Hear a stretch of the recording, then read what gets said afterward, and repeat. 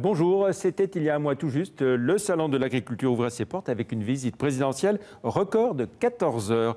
L'agriculture est-elle revenue en grâce en France? L'avis de Dominique Desprats, le vice-président de la Chambre d'agriculture du Rhône, notre invité aujourd'hui. Bonjour. Bonjour, merci. Merci d'être avec nous. Un salon de l'agriculture qui se tenait en plein grand débat national aussi. Quelles sont les 2 ou 3 grandes mesures que vous, agriculteurs du Rhône, vous avez envie de présenter à l'issue de ce débat?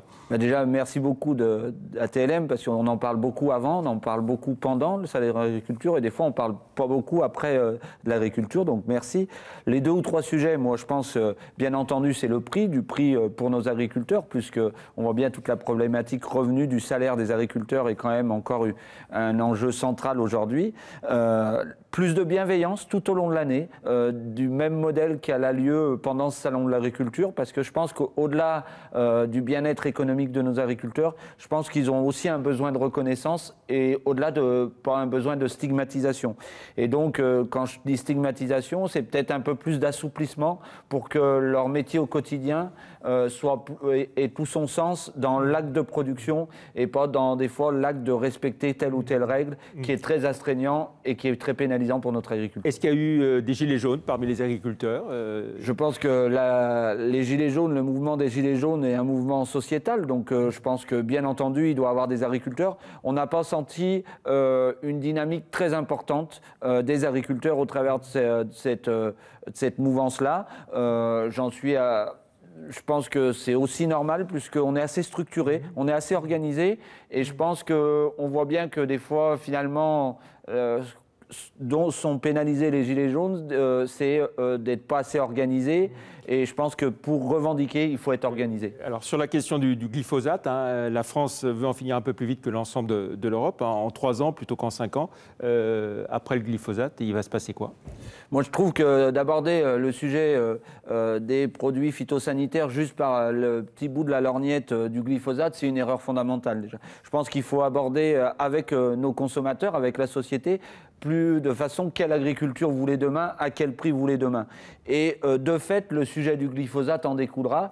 Moi, je pense que ce qu'il faut que nos agriculteurs, que nous, chambres d'agriculture, qu'on contribue à amener, se dire pourquoi les agriculteurs ont utilisé le glyphosate, pourquoi ils demandent de l'utiliser encore un peu plus longtemps, et dans quel intérêt collectif. C'est pas aucun agriculteur prend un grand plaisir à utiliser un produit phytosanitaire. Donc, tout l'enjeu, c'est qu'on sache s'adapter entre cette demande sociétale et les agriculteurs pour produire. Et vous-même, à titre personnel, vous êtes un producteur bio? Oui, parce que moi, je ne pense pas que c'est en opposant les systèmes. C'est comme en opposant l'agriculture où on peut utiliser des produits phytosanitaires et une agriculture biologique. On voit bien que l'agriculture a tout le temps évolué depuis l'après-guerre en même temps que la société. Il faut bien se dire que si les agriculteurs ont utilisé... Il y a quand même une agriculture intensive dans certains domaines. Oui, mais si les agriculteurs ont utilisé les produits phytosanitaires, c'est bien parce qu'il y a eu une demande sociétale de produire à des prix pas chers. Et pour produire à des prix pas chers, eh ben, il a fallu trouver des alternatives, de la mécanisation importante, de l'utilisation de certaines fois de produits phytosanitaires. Mais en l'occurrence, c'est jamais les agriculteurs qui ont fixé la feuille de route de l'agriculture. Les États généraux de l'alimentation ont-ils débouché sur des mesures concrètes? Moi, je crois que, bien entendu, trop souvent, le temps de l'économie n'est pas le temps de la force publique, de la puissance publique, de différentes politiques. Alors on aimerait que les États généraux de l'agriculture, déjà que ça soit du revenu direct sur nos exploitations. Je pense que les agriculteurs sont très impatients qu'il y ait un retour positif financier, parce qu'il y en a le besoin pour vivre tous les jours, mais aussi pour investir, pour rester dans cette compétition européenne, mondiale et nationale. Mais aujourd'hui, on voit quand même qu'il n'y avait jamais autant d'espérance au travers de cet EGalim, ce projet de loi sur l'alimentation. J'ai envie de dire, les distributeurs ne sont pas très heureux de cette loi. Donc je me dis que c'est peut-être de bons signaux positifs. Les prix ont commencé à remonter un peu pour vous?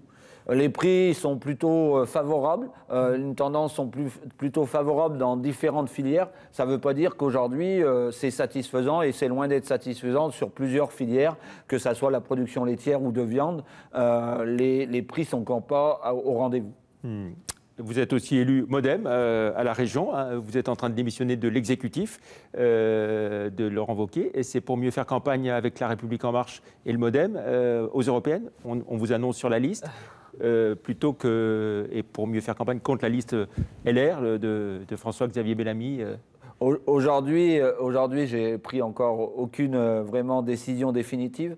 Ce qui m'anime au quotidien, c'est mon premier métier d'agriculteur. Tout ce qui pourra servir mes collègues agriculteurs, tout ce qui pourra servir cette belle cause agricole et cette belle alimentation qu'on peut fournir à tous nos consommateurs, tout ce qui pourra servir, que ça soit avec des individus de tous bords. Je suis centriste, je suis prêt à travailler de tous bords. Un centriste doit être capable d'être ouvert et j'essaierai d'être le plus ouvert possible. Et vous pourriez être candidat sur cette liste, La République En Marche Modem? Rien n'est impossible. En bonne place? Ça, personne ne peut le savoir. Voilà. Est-ce que vous avez beaucoup à craindre de l'Europe, de la réforme de la politique agricole commune? Non, je ferai une réponse très simple. Si je n'aurais pas eu l'Europe, je serais plus agriculteur. Très bien. Merci beaucoup, Dominique Desprats, d'être venu dans l'invité de la rédaction. Merci beaucoup. Merci, au revoir.